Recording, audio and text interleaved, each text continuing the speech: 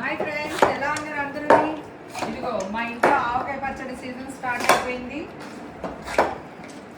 చూసారా ప్రిపరేషన్? అయిగో మామిడికాయలు. ఇదిగో మా సాయికి ఒక క్లోజ్ చేసుకోరా. ఈ అమ్మాయి ఎప్పుడు మామిడికాయలు కొడతా ఉంటాడు, బిజీ స్టార్. ఆస్తులన్నీ పట్టుకెళ్ళిపోతాడు మామిడికాయలు కోసి. Too costly man. ఇదిగో ఈవిడి నా ఫ్రెండ్ అనిత గారు. నేను బేబీ అని పిలుస్తా ముద్దుగా. ఎందుకు వచ్చావు చెప్పు మేడం.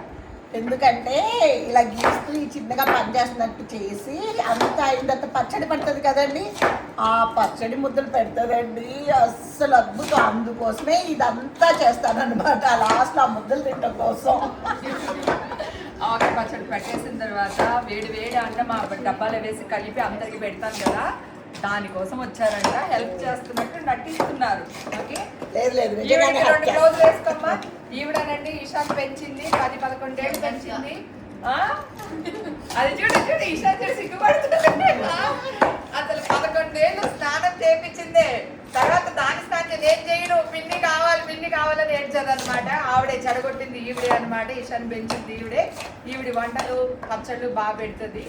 సో ఈవిడ నా దగ్గర నేర్చుకుంది, ఈవిడ దగ్గర కొన్ని విషయాలు నేను నేర్చుకున్నాను. మా మేడం గారు సండేనే పచ్చడి పెట్టండి, నేను ఉంటానని చెప్పేసి ఇవాళ కష్టపడి పనిచేస్తుంది ఈషా. ఈ నెయ్యి వేసి ఆ ముద్దలు పెడతారు చూడండి. అబ్బా, ఆ ముద్దల కోసం ఈ పచ్చడి ఎప్పుడు రెడీ అవుతుంది, నాకు వెయిట్ చేస్తాను. మీకు అర్థమైంది కదా, పచ్చడి టేస్ట్ చేయడం కోసం వచ్చి సహాయం చేస్తాను. మీకు కూడా నా చేతితో కలిపి ముద్దలు పెడతాను. రెడీగా ఉండండి, కాసేపట్లో రెడీ అయిపోద్ది పచ్చడి. Okay, preparation.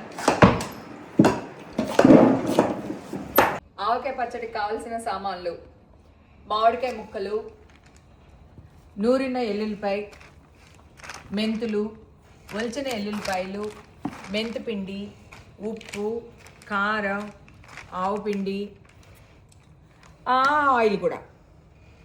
తర్వాత ఈ ఎల్లుల్లిపాయలు. ఇవి చాలా ఇంపార్టెంట్ అండి. ఎందుకు అనేది పచ్చడి కలిపేటప్పుడు చెప్తా, సరేనా? ఇషా రెడీయా? Let's do it. ఎస్.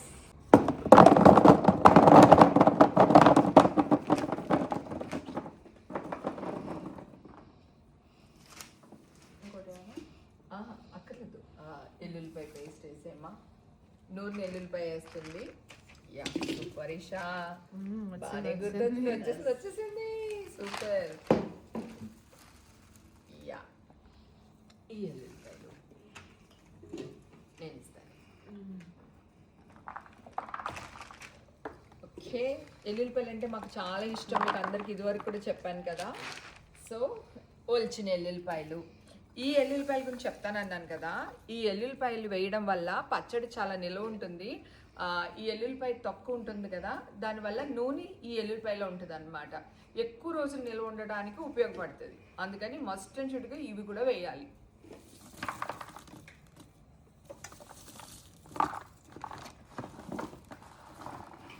ఉప్పు,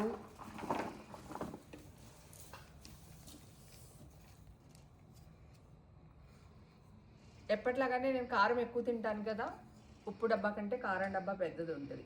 ఓకే, మీరు కారం తక్కువ తినేవాళ్ళు కొంచెం తక్కువ వేసుకోండి. ఆవు పిండి, కారం ఎక్కువ వేస్తాను కనుక ఆటోమేటిక్గా ఆవు పిండి కూడా నాకు ఎక్కువే పడుతుంది.